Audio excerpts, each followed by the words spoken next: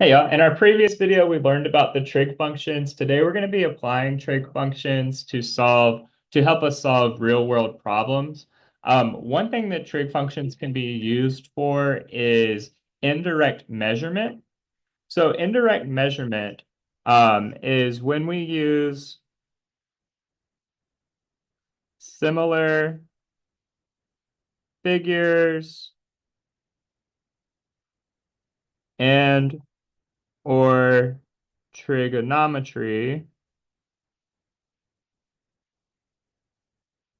to calculate a measurement, a measurement for something we can't measure by hand. All right, so indirect measurement, we're just calculating what a measurement's going to be. So I'm going to give you an example with some similar figures, and then we're also going to look at a worked example that applies some trigonometry.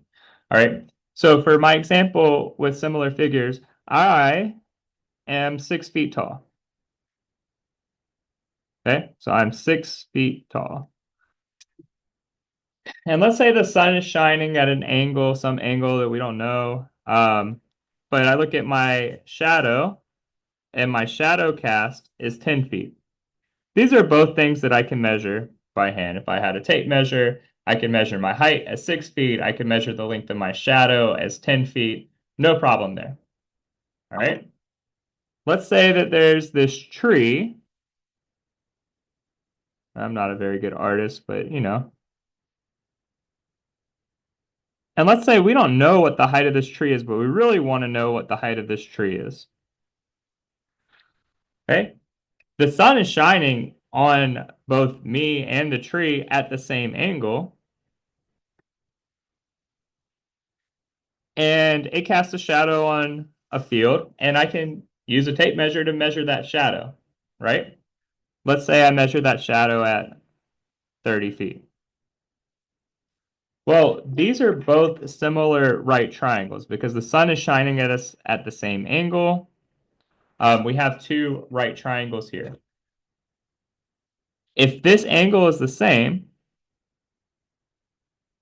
well, this angle is the same as this angle. These two right triangles are similar. And then I could just set up a proportion to solve for the height of the tree. So I know that 6 feet over 10 feet is going to equal, call that x over 30. Bunch of different ways we could solve this. It's really easy just to scale this up by a factor of 3, scale this up by a factor of 3, and I get that the height of the tree, x, equals 18 feet. Okay.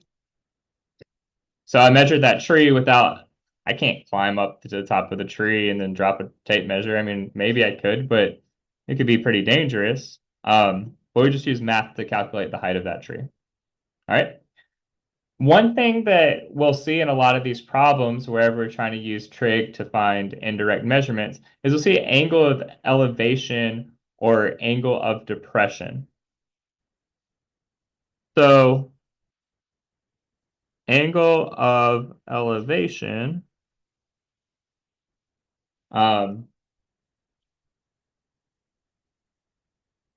is the angle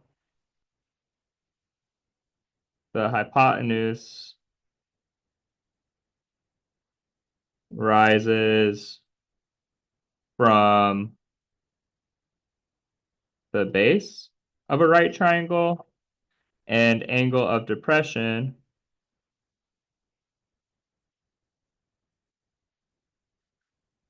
is the angle the hypotenuse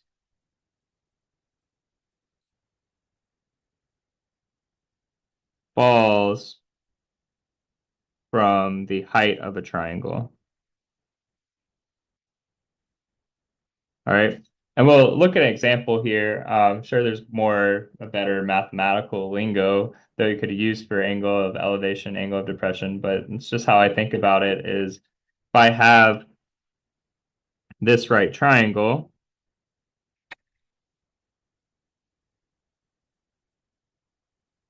And let's say I am an observer from right here, and I'm looking at the top of this pole.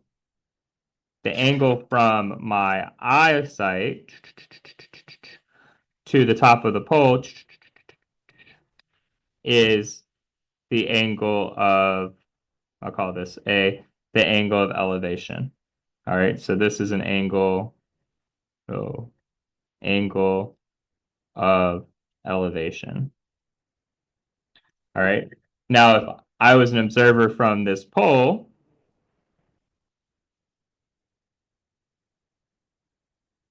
and this is my eyesight, and I'm looking down here from eye level, this, we'll call this B, would be the angle of depression. Now, what's cool about the angle of elevation, the angle of depression, is these two are alternate interior angles. My eye level down here is parallel to my eye level up here. These two are alternate interior angles, which would make the angle of elevation, the angle of depression, congruent to each other. This angle of depression is also going to be complementary to this angle because this is making a right triangle. It's going to be complementary. We're going to see some problems where it make a little bit more sense. All right. So here's our worked example. A woman is standing on the ground at a point 78 feet from the base of the building. The angle of elevation to the top of the building is 57 feet. To the nearest foot, how high is the building? So we're going to draw a picture here. We have a building. Let's add some windows. Let's add a door. All right, we want to know what this height is, what X is here. Well, there's a woman standing on the ground at a point 78 feet from the building.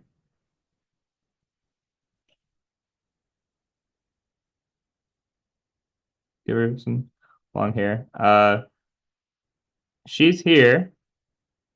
She's 78 feet from the building. 78 feet. We also know that this angle of elevation to the top of the building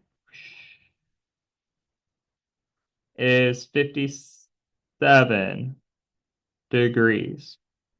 All right. If we want to figure out how tall this building is, we can use a little bit of trig that we learned. This is our angle here, angle of elevation. X would be the opposite side. 78 would be the adjacent side. So if I'm looking at the ratio of opposite to adjacent, that trig function would be tangent. My angle is 57 degrees. And then my ratio is X over 78. So X over 78, because that would be the opposite over the adjacent. Okay, then we're just going to solve this to isolate X, which is what we're trying to solve for. We're going to multiply by 78 on both sides to cancel that out. So 78 times the tangent of 57 degrees equals X. And then I'm just going to go to Desmos real quick. All right, so I'm just going to type in 78 times tangent of 57 degrees, and we get 120.109. Remember, the question asked to the nearest foot, how high is the building? So that's going to be 120 feet. There's a problem here for you to try. Good luck.